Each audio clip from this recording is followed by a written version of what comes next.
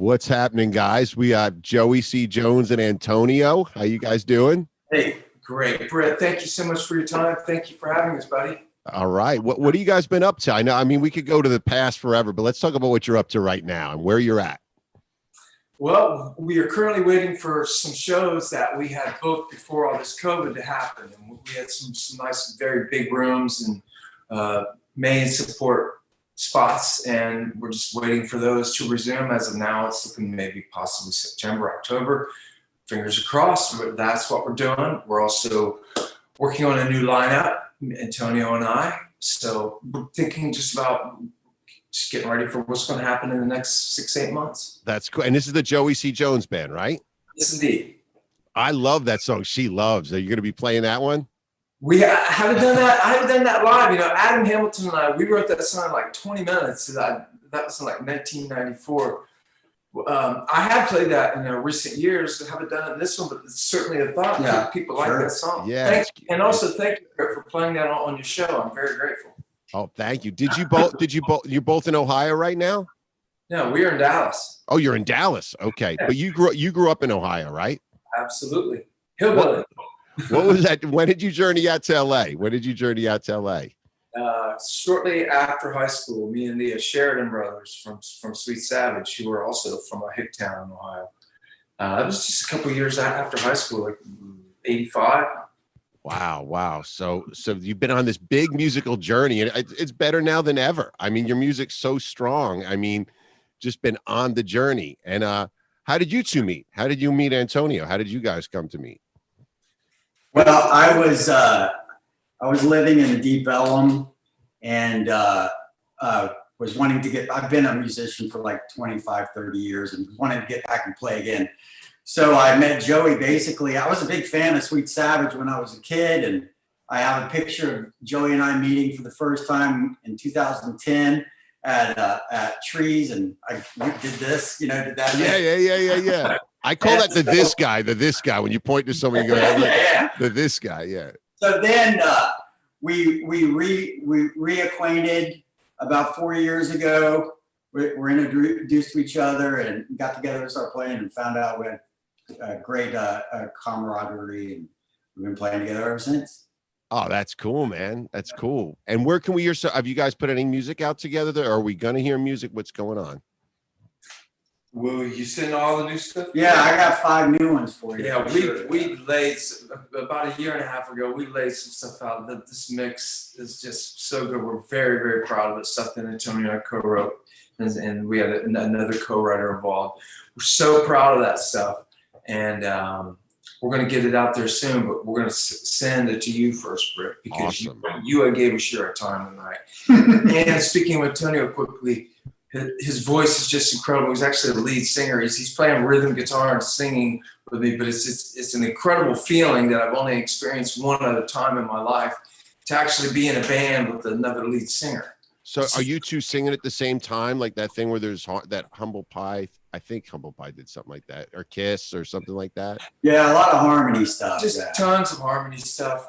But I'm doing the lead vocals, and I'm encouraging Antonio to do some newer stuff. But yeah, it's just the harmonies have just turned out great. And again, it's a thrill for me. I used to have to fly all the backup vocals in. For years, I would do that, and I don't have to do that this time. That's cool. Like when you think way back with Michael Anthony, just adding that Beach Boys thing to Van Halen, or Juan Croucier, whatever he added to Rat, that not just backup voice, but that strong member and voice. You know what I mean? Yeah. Thank you for saying that. I remember the first time I ever heard Van Halen.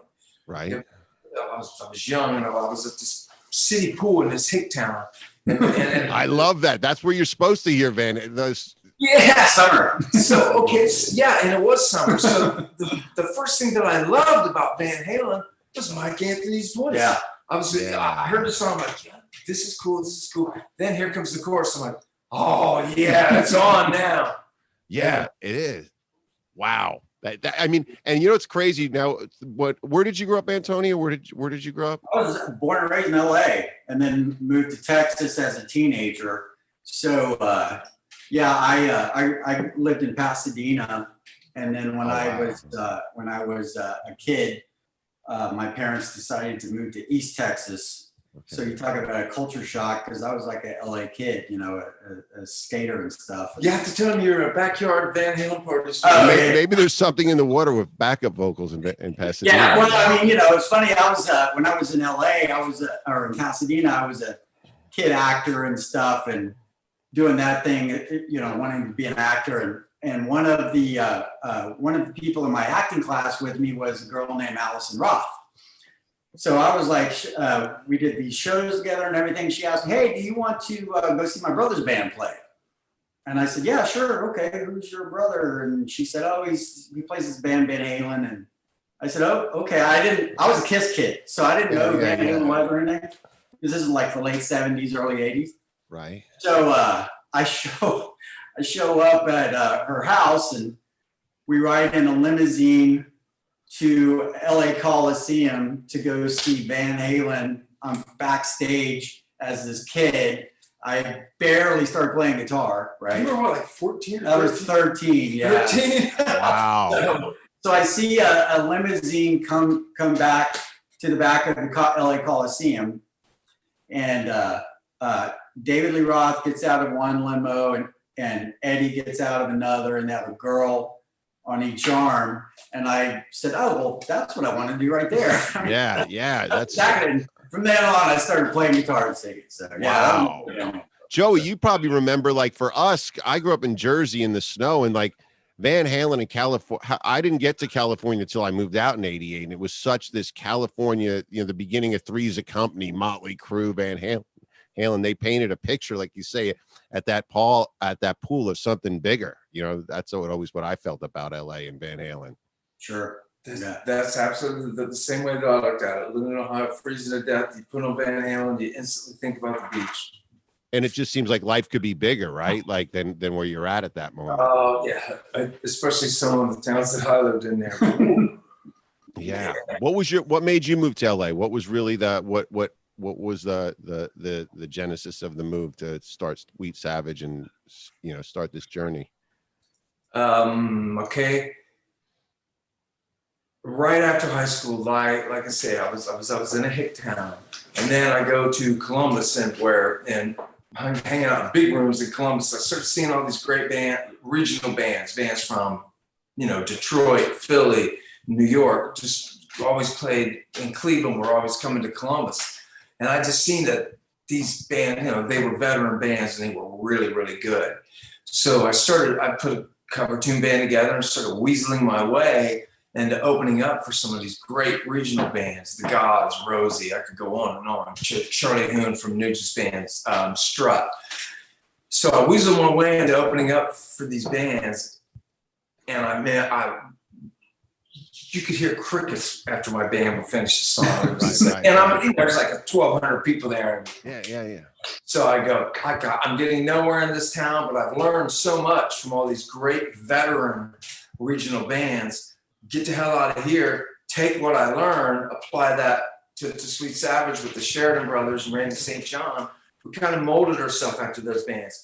Big back line, road crew, come up with money, buy trucks, big PAs, big light shows. Yeah. And we learned it from them and took it to LA, and it worked for a while. Yeah, and when I think it's some of the magic of LA, your ads when I got there with Sweet Savage, just that pop that just popped out of BAM. I'm sure Antonio felt like me. Like, your ads made me want to move there. When I think of it, there were bands you knew, but those ads they look like candy to me as a kid. They were like, I was old. There was like candy of just popping out of the magazines. Absolutely. Thank you again for remembering. You know, which leads you to where you guys are now. But Antonio, I guess you're the same as me. That stuff was magic to you, right? Absolutely. I was at this time, first time I heard of Sweet Savage, I was in East Texas, and this buddy of mine was really into finding all these obscure like bands that we really couldn't get there. And he showed me two cassette tapes, and one was Sweet Savage and one was Pantera in the Night. And that's how I got introduced to Sweet Savage. And so we would sneak out and drive to Dallas and sneak into, I think, Cardi's or something. Yeah, I don't know how the hell you got in there at the age Yeah. you were. Yeah. So we'd sneak into Cardi's. I think I grabbed like a guitar case and walk in the backstage. Like I would knew what I was doing. But we would sneak out and see Sweet Savage when I was a kid. So yeah. That's awesome. Now, fast forward, what you guys, you're working with one of your heroes, who's now your friend. Yep. What's your guys' writing process? What's the writing process between the two of you? What goes on? How do you show songs? And Probably other than the Beatles and Robin Zander, my favorite singer of all time is Jeff Lynne. I know this is not very rock and roll thing to say, but I've been reading a lot of stuff about Jeff Lynne, and the greatest quote I've ever heard about putting songs together it was by Jeff Lynne. He goes, when it comes to songwriting, the only rule is there are no rules.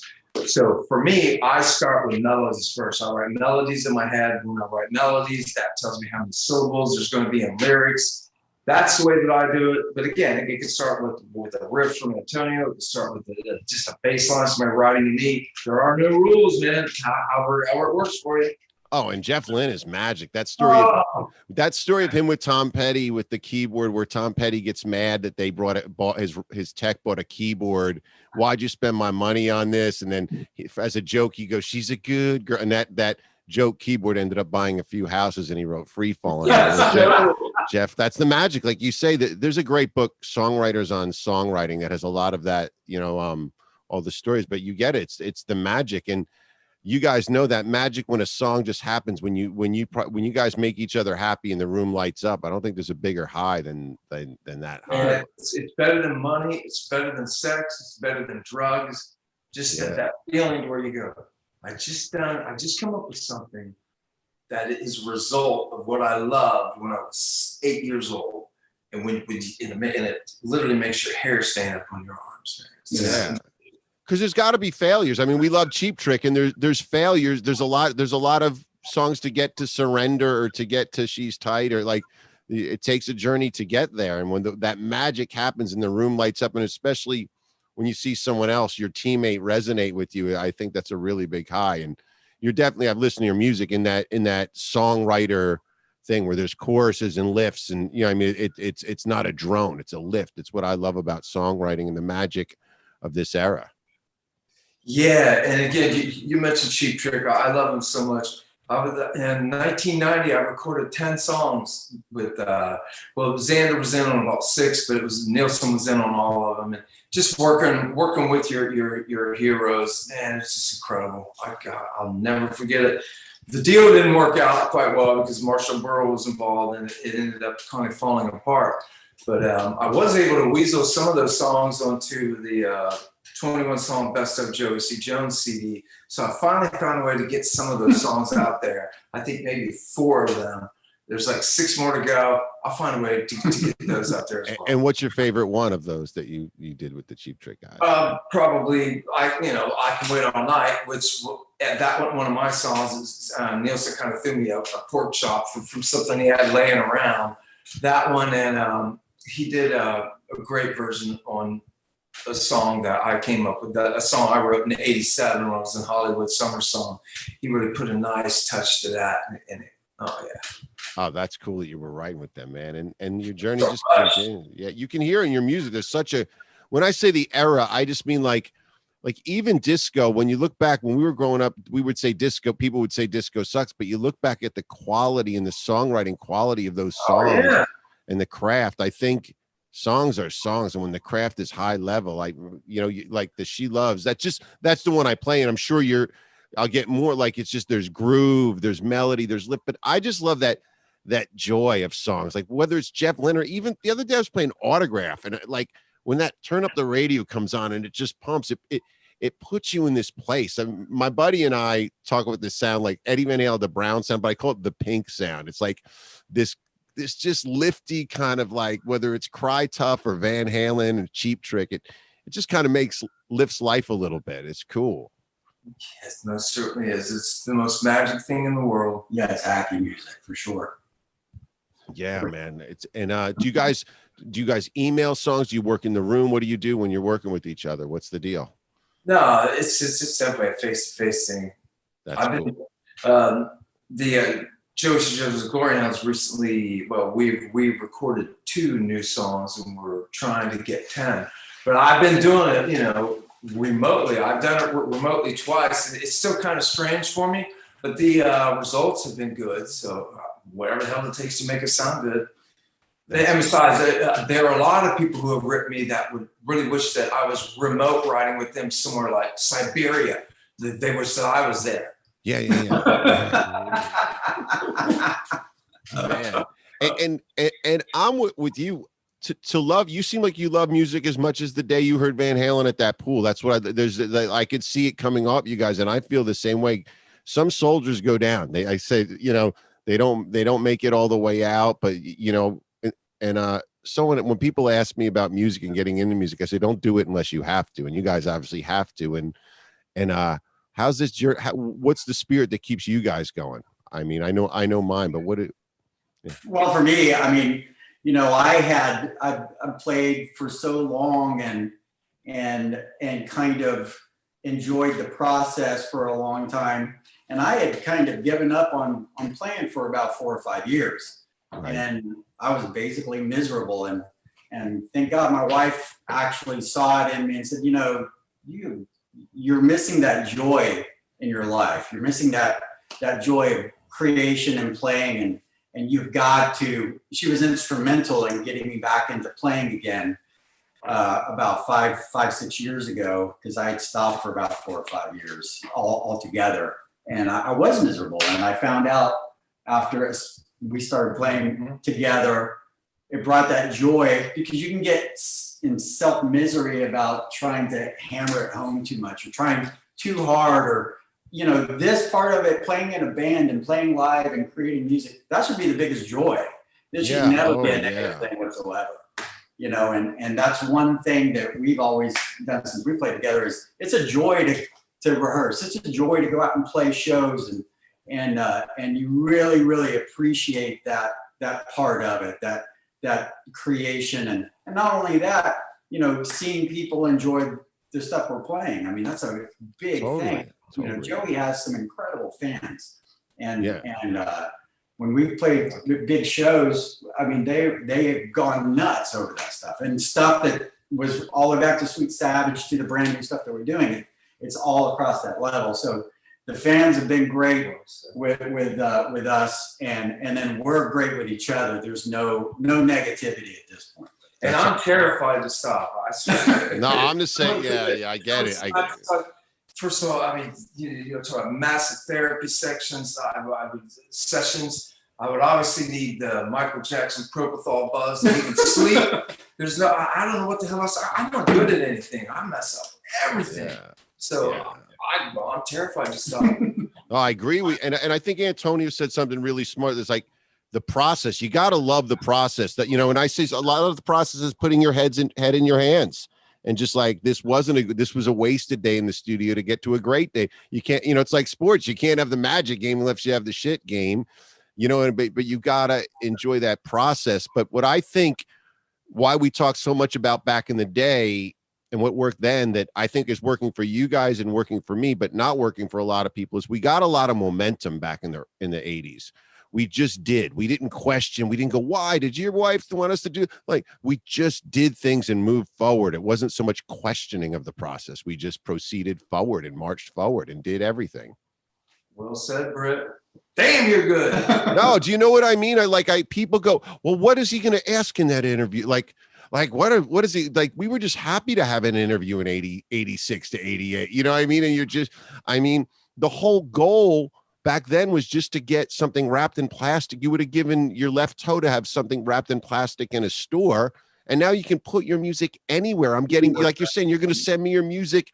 Everybody all over is going to hear your music that might be like, who's this guy Britt's interviewing? They don't have, so a lot are going to know you, but it doesn't matter who I interview. I interview Scotty Hill from Skid Row. Some people don't know who he is. And they're just going to know, they're going to be able to click and listen and make their decision for themselves of whether they like it or not, as opposed to wait at a record store. It's magic time.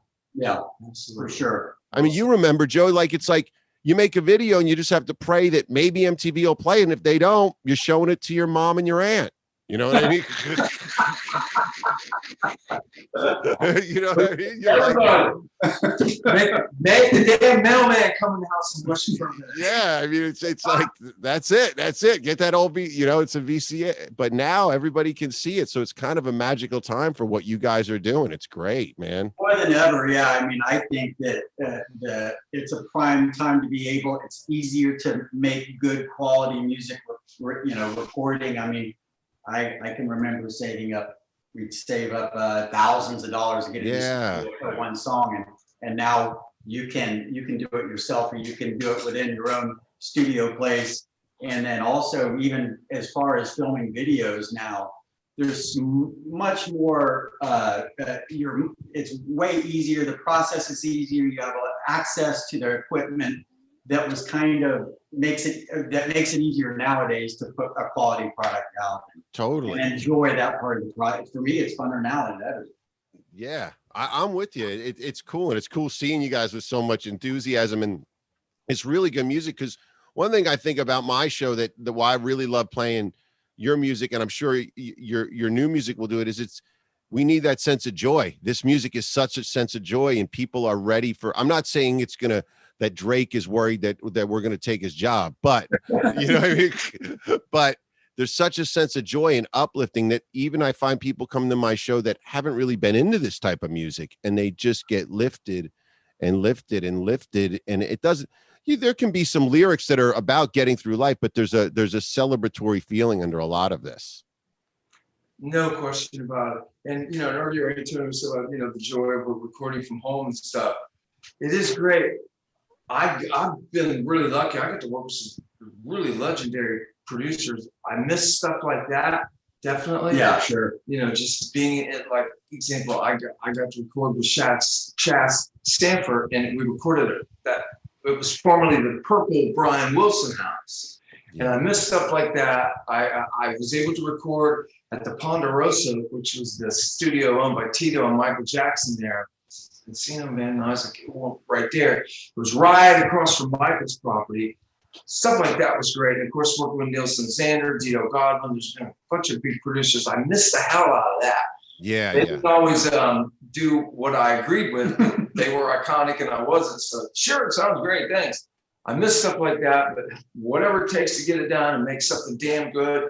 The last stuff that Antonio and I did was a 5-tracker. We didn't do that, and there was a lot of money spent on that. Right. And it shows by the mix. And again, we're very excited for you to have this. It's not out there yet. Yeah, it's for you, Brett. All right. Well, I'm going to play you. I'm going to play a few songs, but I do get what you're saying, Joey. There is when you walk in the studio, even a studio in the Valley with the big walls and just there's something to, and there's also that immediacy of we've got to get this done today.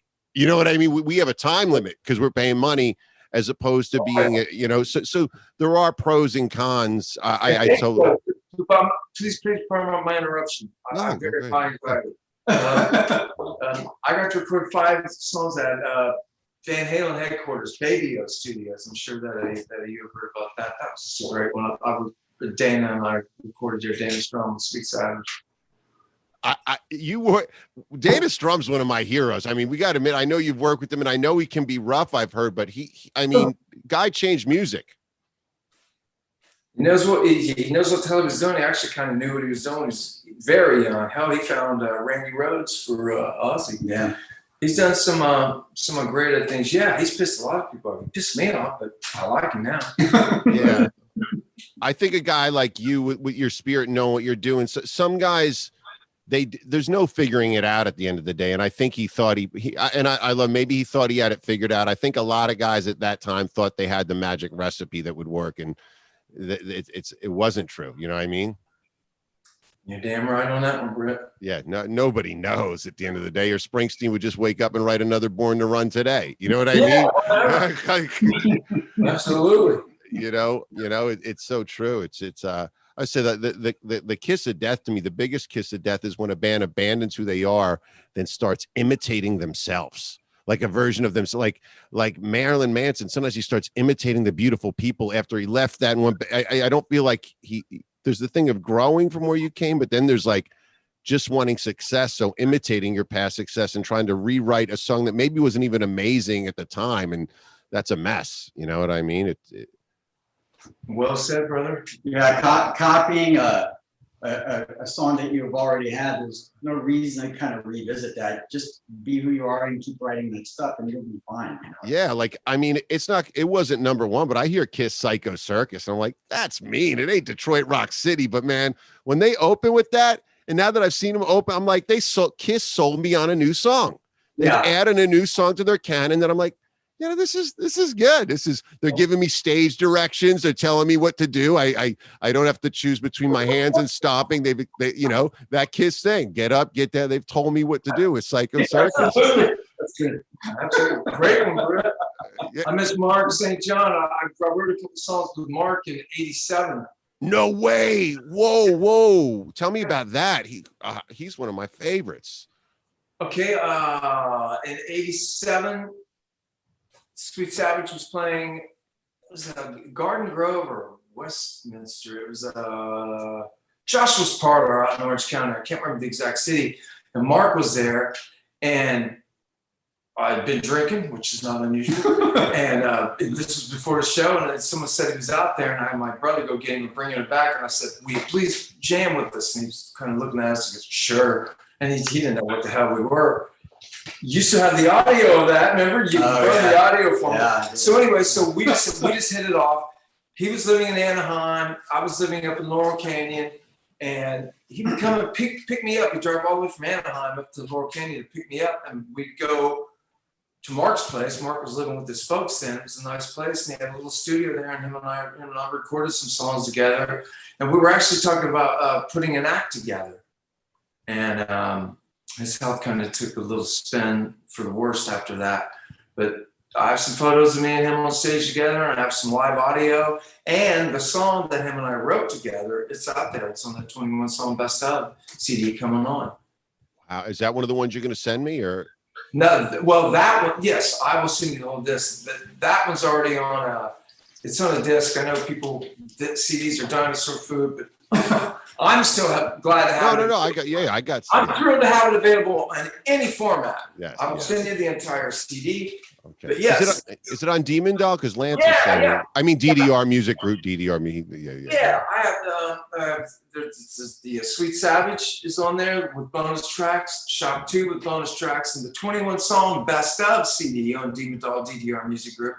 That has some of the stuff that I did with Cheap Trick. Okay.